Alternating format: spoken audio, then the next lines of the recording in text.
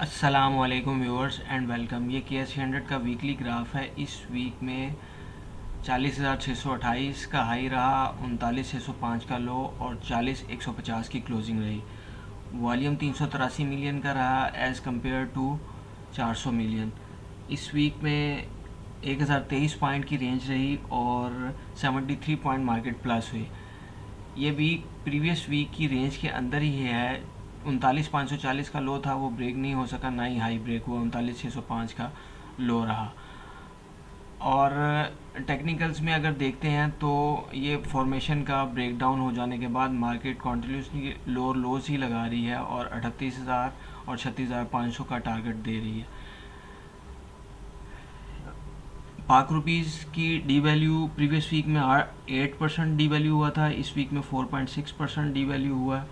Devaluation में पाकिस्तान की week economy का अमल दखल तो है ही, लेकिन डॉलर इंडेक्स जो है वो इटसेल्फ स्ट्रांग हो रहा है, जिस वजह से ये डबल इम्पैक्ट आ रहा है।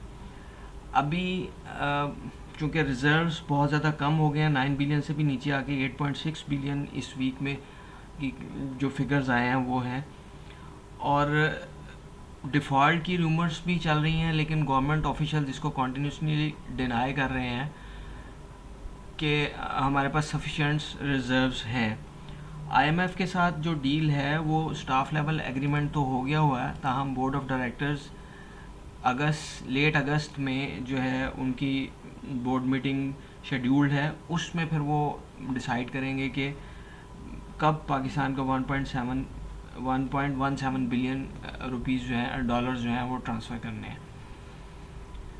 नेक्स्ट वीक के लिए सपोर्ट एंड रेजिस्टेंस जो है, सपोर्ट 39,600 पे है और 39,200 पे सपोर्ट है। रेजिस्टेंस 40,500 और 41,000 पे है। डेली बेस पे हम देखते हैं तो ये रेजिस्टेंस एरिया था, सपोर्ट थी, जिसने अब रेजिस्टेंस बनना था। मार्केट कॉन्टीन्यूसली लोअर हाइस लगा रही है और लोअर लोज लग रहे हैं, यानी कि अपने हाई पे जाने से पहले 42,987 43,000 के एरिया में जाने से पहले ही मार्केट ने 42,500 पर रेजिस्टेंस बना के नीचे आ गई। अभी भी चांसेस यही हैं कि मार्केट 41,000 या 41,500 के एरिया से दोबारा सेलिंग प्रेशर आ जाए या यहीं से फिर सेलिंग प्रेशर आ जाए। 2 आवर्स के ग्राफ में देखें तो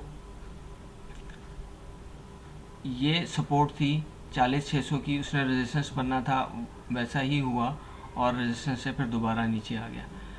मेरे एक फेलो ट्रेडर हैं, वो कॉन्टीन्यूसली 2 शेयर्स के बारे में पूछते रहते हैं, अमीन साहब इनके बारे में बताएं। तो एक तो ट्रीट है, ट्रीट कॉन्टीन्यूसली लोअर हाईज लगा रहा है, ये मैंने मार्किंग की हुई है। हाई लोअर हाई, ये हाईएस्ट हाई था, उसके बाद ये हाई, फिर lower high lower high lower high और लोअर लोज लग रहे हैं। ये ट्रेंड डिफाइन करने के लिए बहुत आसान तरीका है कि लोअर लोज लग रहे हों, लोअर हाइज लग रहे हों, तो उसका मतलब होता है कि ट्रेंड बियर है। ये एक 25 रुपीज़ इसका टारगेट एरिया था, वहाँ पे तो आ गया। सपोर्ट एरिया भी है, तमाम ट्रेंड बियर है और नीचे सपोर्ट, नेक्स्ट सपोर्ट 19 रुपये और फिर नेक्स्ट सपोर्ट 12 रुपये, जो मेजर सपोर्ट कोविड वाली आ जाएगी। अच्छा, इसकी एक फंडामेंटल साइड पे देखें तो अहम बात यह है कि ये अपनी सब्सिडरी कंपनीज़ को कंटिन्यूसली पैसे देता रहता है। अभी भी ये इन्होंने 5 ईयर बिजनेस प्लान जो दिया है उसमें इन्होंने 3 बिलियन रुपीज़ जो हैं वो फर्स्ट रीड मुदारबा को दिए हैं। इसी तरह लोड्स को भी देते रहते हैं और दीगर इसके जो सब्सिडरीज़ हैं उनको भी ये कंटिन्यूसली पैसे देते रहते हैं, और इंटरेस्ट रेट भी इस वक्त हाई होने की वजह से ये थोड़ी प्रॉब्लम में ही है। इसके अलावा TRG के बारे में बहुत क्वेरीज होती हैं।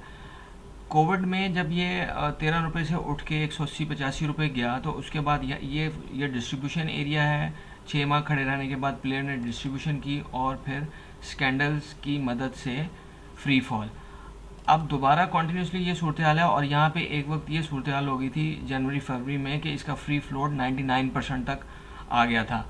अब इसकी सब्सिडरी कंपनी कॉन्टीन्यूसली बाय कर रही है और फ्री फ्लोट जो है वो 80% से कम हो गया है, और उसका इम्पैक्ट ये प्राइस में भी देखने में आ रहा है। ये एरिया है बिलो 80s, जहाँ पे कंपनी की सब्सिडरी कंपनी TRG की सब्सिडरी कंपनी की कॉन्टीन्यूसली बाय है। ये इंडिकेटर्स